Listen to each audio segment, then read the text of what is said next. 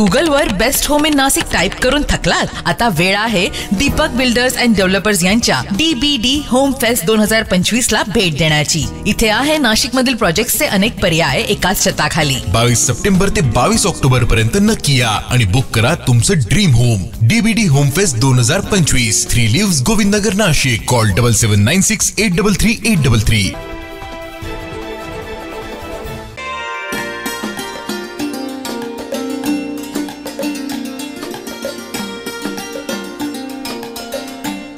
नाशिकमधील पवित्र गोदा घाटावर दररोज सायंकाळी गोदा आरती केली जाते।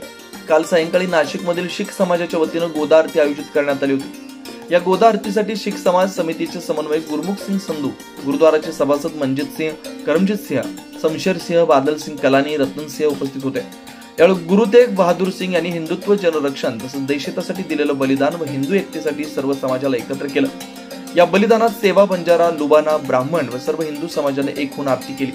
या दरम्यान सर्व समाजाच्या वतीनं देशाचे पंतप्रधान नरेंद्र मोदी, केंद्रीय गृहमंत्री अमित शहा, राज्याचे मुख्यमंत्री देवेंद्र फडणवीस, मुख्यमंत्री सहाय्यता निधीचे प्रमुख रामेश्वर नाईक, राज्याचे जलसंपदा व आपत्ती व्यवस्थापन मंत्री गिरीश महाजन, बाबा हरनाम सिंह, बाबा रणजित सिंह, जसपाल सिंह संधू, चरणदीप सिंह हॅपी, मालकेत सिंह बल, सोनू यांचे आभार मानले।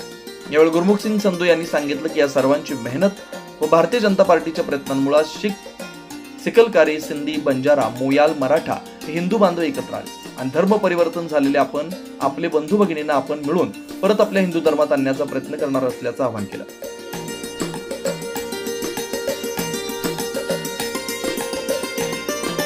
यावेळी जय गंगे, जय श्रीराम, वाहेगुरुजी का खालसा, वाहेगुरुजी की फतेह, जय गुरु तेग बहादूर जी, हिंद की चादर या घोषणांनी गोदाघाट परिसर दुमदुमून गेला होता।